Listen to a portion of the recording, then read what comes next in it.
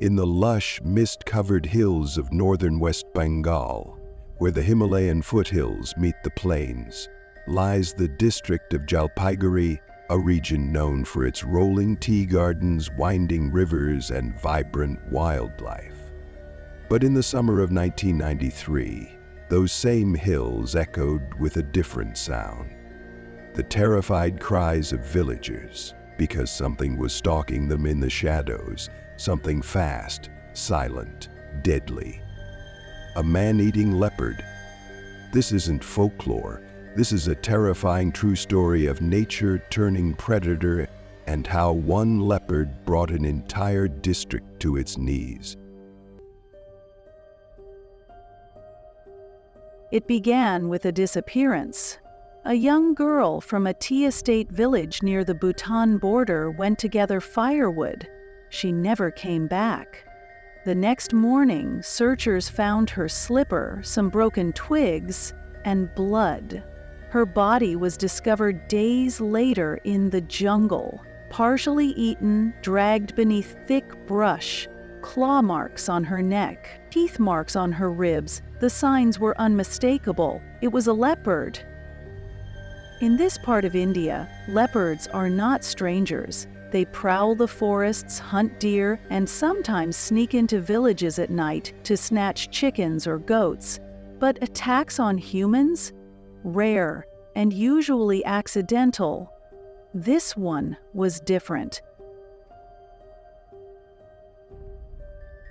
Over the next 3 months, 6 more people were taken. Children, elderly women, a man walking home after dusk.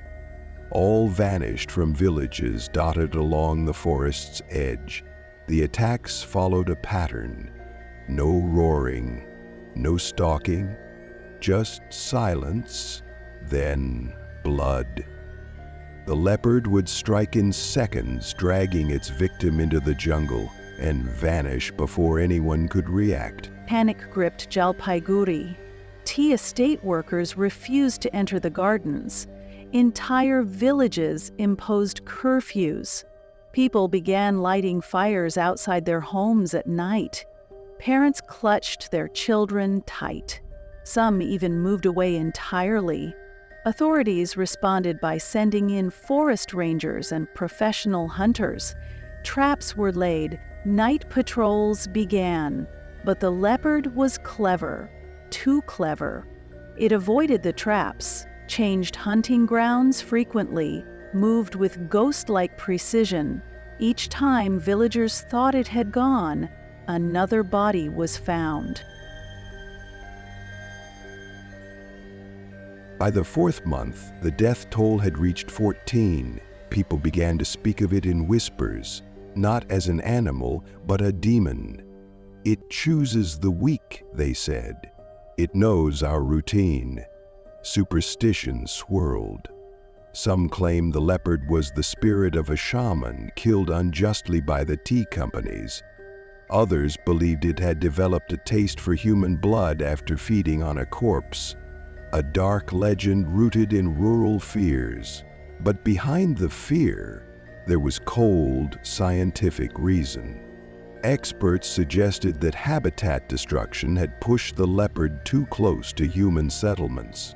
Expanding tea estates were slicing through the forest.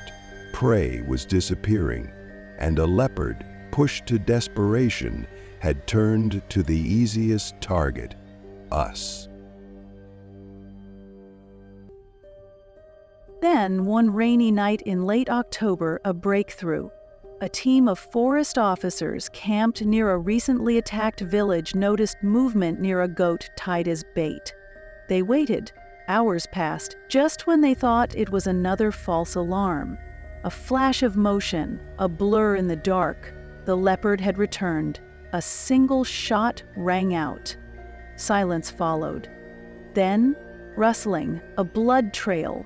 The leopard was hit but escaped. 3 days later, the injured animal was found in a ravine, dead from its wound. It was a large male, lean, muscular, with old scars across its flank and a missing canine tooth, possibly injured long ago, making hunting wild prey harder. The man-eater was dead, but the fear lingered. To this day, older residents of Jalpaiguri still tell the story of those terrifying months. They remember the scent of burning torches, the empty tea fields, the way children stopped playing outdoors.